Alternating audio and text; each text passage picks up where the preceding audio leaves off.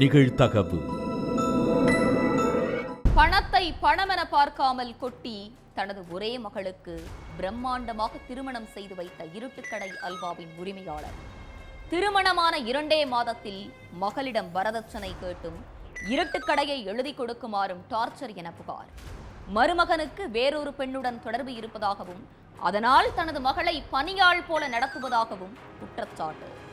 இருட்டுக்கடை அல்வாவின் உரிமையாளர் ஒரு பக்கம் அடுக்கடுக்காக குற்றம் சாட்டும் நிலையில் மருமகளின் செல்போன் நடுராத்திரி சினுங்கிக் கொண்டே இருப்பதாகவும் பியூட்டி பார்லர் செல்வதாக கூறிவிட்டு மணிக்கணக்கில் வெளியில் சுற்றும் மருமகளின் வேண்டாத வேளை வெளியில் வந்துவிட்டதால் நாடகமாடுவதாக சம்மந்தியும் பரபரப்பு புகார். இருட்டுக்கடை அல்வா குடும்பத்தில் புகையும் பிரச்சனை என்ன? மாறி மாறி சொல்லும் குற்றச்சாட்டுகள் உண்மைதானா?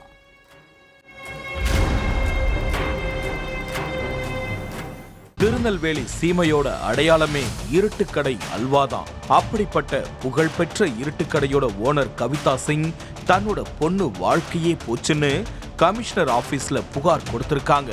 கோவையை சேர்ந்த வழக்கறிஞர் யுவராஜ் சிங்கோட மகன் பல்ராம் சிங்குக்கும் கவிதா சிங்கோட மகள் கனிஷ்காவுக்கும் கடந்த பிப்ரவரி மாசம் கல்யாணம் நடந்துச்சு.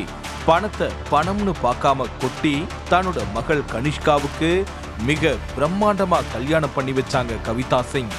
ஆனா கல்யாணமான 2 மாசத்துல தன்னோட பொண்ணு கண்ணை கசக்கிட்டு வந்து நிப்பாங்கன்னு கவிதா சிங் கனவுலையும் நினைச்சிருக்க மாட்டாங்க.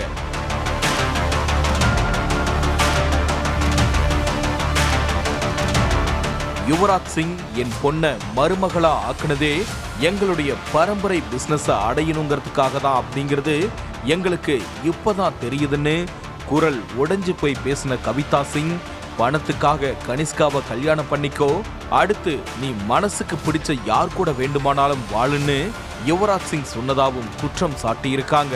என் பொண்ணு தாலி கட்டின அடுத்த நிமிஷமே இருட்டுக்கடைய அவர் பேருக்கு பல்ராம் சிங் எழுதி கேட்டதா சொன்ன கவிதா சிங், பல்ராம் சிங்குக்கு திருமணத்துக்கு முன்னாடியே ஒரு பொன் கூட தகாத உறவு இருந்ததாவும் அதை மறைச்சுதான் என் பொண்ணை கல்யாணம் பண்ணிக்கிட்டதாவும் அந்த பொண்ணு கூட இப்ப வரைக்கும் பல்ராம் சிங் நெருங்கி பழகிக்கிட்டு இருக்கிறதாவும் சொல்லியிருக்காங்க. அது மட்டுமில்லாம அந்த பொண்ணை அடிக்கடி வீட்டுக்கு அழைச்சிட்டு வந்து என் மகளை அந்த பொண்ணுக்கு அடிமை வேலை செய்ய சொல்றதாவும் குற்றம் சாட்டியிருக்காங்க. இருட்டுக்கடையை எழுதி கொடுத்தா மட்டும்தான் என்னோட குடும்பம் நடத்த முடியும், இல்லன்னா பெட்டி படுக்கையை தூக்கிக்கிட்டு கிளம்பலாம்னு பல்ராம் சிங் சொல்றதா சொல்லும் கவிதா, அது பத்தி மாமனார் யுவராஜ் சிங் கிட்ட சொன்னப்போ என் மகன் கேட்கிற மாதிரி கடையை எழுதி கொடுக்கறதுல உங்களுக்கு என்ன பிரச்சனை, உங்க பொண்ணுடைய வாழ்க்கை முக்கியம்னா கடையை எழுதி கொடுத்துருங்கன்னு மாமனார் மிரட்டுறதாவும் சொல்லியிருக்காங்க கவிதா சிங். கல்யாணம் நடந்த அன்னைக்கு சாயந்தரமே 1.5 கோடி ரூபாய் மதிப்புள்ள டெஃபெண்டர் காரை வரதட்சணையா கேட்டாங்க. அதை கேட்டு ஷாக் ஆனாலும் என் பொண்ணு வாழ்க்கைக்காக அந்த காரை வாங்குறதுக்கு புக் பண்ணிட்டோம், வெளிநாட்டுல இருந்து இறக்குமதி செய்யப்பட்ட அந்த கார் ரிஜிஸ்ட்ரேஷனுக்கு தயாரா இருக்குது, அதுக்குள்ள கார் வர லேட் ஆகுதுன்னு என் மகளை கொடுமைப்படுத்துறதாவும் குற்றம் சாட்டியிருக்காங்க கவிதா சிங். இருட்டுக்கடையை எழுதி கேட்டு என் மகளை உடல் ரீதியாவும் மன ரீதியாவும் சித்திரவதை செஞ்ச பல்ராம் சிங், பெத்த எங்க கிட்டையே எதையும் சொல்லக்கூடாது, மீறி சொன்னா கொலை பண்ணிருவன்னு மிரட்டுறதா சொன்ன கவிதா சிங், பல்ராம் சிங்கோட அப்பாவுக்கு அரசியல்வாதிகளோட சப்போர்ட் இருக்கிறதா சொல்லியிருக்காங்க. அந்த அரசியல் பலத்தை வச்சு உண்மைய பொய்யாவும் பொய்ய உண்மையாவும் தன்னால மாத்த முடியும்னு பல்ராம் சிங்கோட அப்பா மிரட்டல் விடுக்கிறதா சொல்லியிருக்கிற கவிதா, எங்களுடைய பாரம்பரிய தொழிலான இருட்டுக்கடையை அவங்களுக்கு எழுதி கொடுத்துட்டு நாங்க வாழ்வாதாரத்துக்கு என்ன செய்யறதுன்னு கேள்வி எழுப்பியிருக்காங்க. அதே மாதிரி கனிஷ்காவும் தன் கணவர் பல்ராம் சிங் வரதட்சணை கொடுமை பண்ணதாவும் ஒரு பொண்ணை வீட்டுக்கு அழைச்சிட்டு வந்து தன்னை ஒரு வேலைக்காரி மாதிரி நடத்தினதாவும் சொல்லியிருக்காங்க. இருட்டுக்கடை அல்வாவுடைய ஓனரும் அவங்க பொண்ணும் இப்படி ஒரு பக்கம் குற்றம் சாட்டி இருக்கிறப்போ அந்த குற்றச்சாட்டு முழுக்க முழுக்க பொய்னு பல்ராமனோட அப்பா வழக்கறிஞர் யுவராஜ் சிங் மறுப்பு தெரிவிச்சிருக்காரு. கவிதா சிங் கிட்ட வரதட்சணை கேட்டு வாழுற அளவுக்கு எங்க குடும்பத்தோட நிலைமை கிடையாது, 4 தலைமுறைக்கு தேவையான சொத்து எங்களுக்கு இருக்குதுன்னு சொல்லியிருக்கிற யுவராஜ் சிங் இருட்டு கடையோட ஓனர் சுலோச்சனா பாயும் சரி, கடையை 70 வருஷமா கவனிச்சுக்கிட்ட ஹரிசிங்கும் சரி, மர்மமான முறையில தான் உயிரிழந்தாங்க. அதுக்கு பிறகுதான் அந்த இருட்டு கடையை கவிதாவுக்கு வந்து சேர்ந்தது. அவருடைய தற்கொலைக்கும் கவிதா சிங்குக்கும் ஏதோ தொடர்பு இருக்கிறதா சந்தேகம் தெரிவிச்சிருக்காரு. இருட்டுக்கடை அவரோட கைக்கு வர்ற வரைக்கும் ஒரு மெக்கானிக்குடைய பொண்ணுதான் கனிஷ்கா.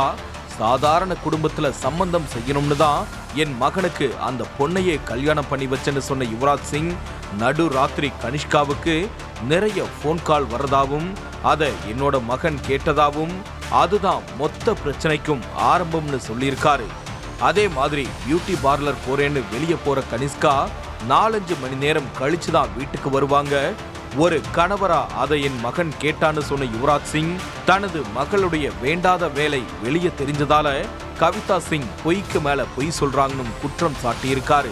கனிஷ்காவுக்கு ஏற்கனவே 3 முறை நிச்சயமாகி நின்னு போச்சுன்னு சொல்லியிருக்கிற யுவராஜ் சிங் என் மகனை வீட்டோட மாப்பிள்ளையா வர சொன்னாங்க, அதுக்கு என்னுடைய மகன் மறுத்ததுதான் அவங்களுடைய கோபத்துக்கு காரணம்னு சொல்லியிருக்காரு.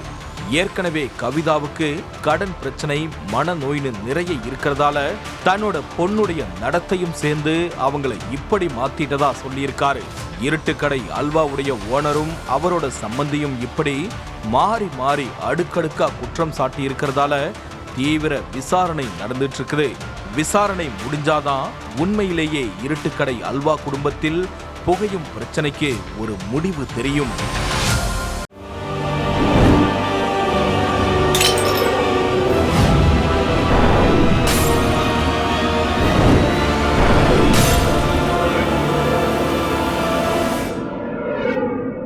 நிகழ்தகவு